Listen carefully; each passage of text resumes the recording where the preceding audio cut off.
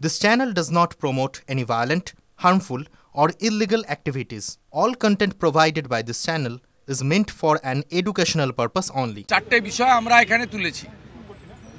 একটা হচ্ছে যারা পুণ্যস্নান করেছেন সে সংখ্যাটাও কম না, 50 কোটির উপরে।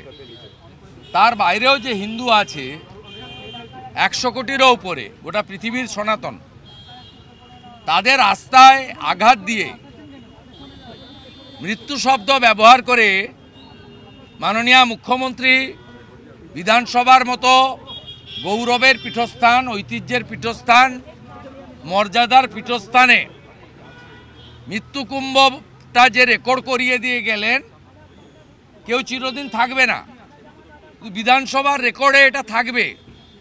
আবার যখন 144 বছর পরে মহাকুম্ভ হবে, সেদিন ইতিহাসে পাওয়া যাবে যে 2025 সালে মহাকুম্ভের দিন পশ্চিমবাংলা, এত বড় একটি রাজ্য, 11 কোটি জনসংখ্যা, স্বামী বিবেকানন্দ, শ্রী চৈতন্যদেব, স্বামী প্রণবানন্দ, ঠাকুর রামকৃষ্ণদেবের মাটি, সেই মাটিতে এমন একজন মুখ্যমন্ত্রী নির্বাচিত হয়েছিলেন বা জনগণ করেছিলেন, যিনি মহাকুম্ভকে মৃত্যুকুম্ভ বলে রেকর্ডে রেখে দিয়ে গেলেন। কোনো আলাপচারিতা বা রাজনৈতিক ভাষণ করতে গিয়ে এবং তার এতটুকু অনুতাপ নেই।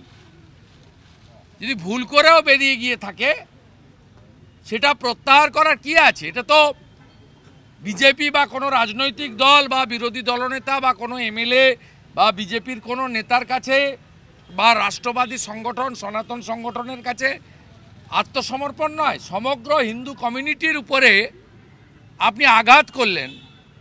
48 ঘন্টা অতিবাহিত, কোনো তাপ নেই, উত্তাপ নেই, কোনো তার অনুশোচনা নেই।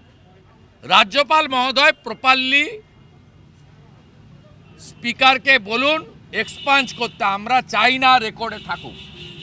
শ্যামাপ্রসাদ মুখার্জির বাংলায়, এই বাংলাতে রেকর্ডে এই শব্দ যেন না থাকে আমরা বলেছি। তিনি যা বলেছেন, ওপেনলি বলেছেন। তিনি বলছেন আমি নিজে ওখানে গেছি, আমি নিজে পুণ্যস্নান করেছি। তিনি বলেছেন মৃত্যুঞ্জয় মহাকুম্ভ,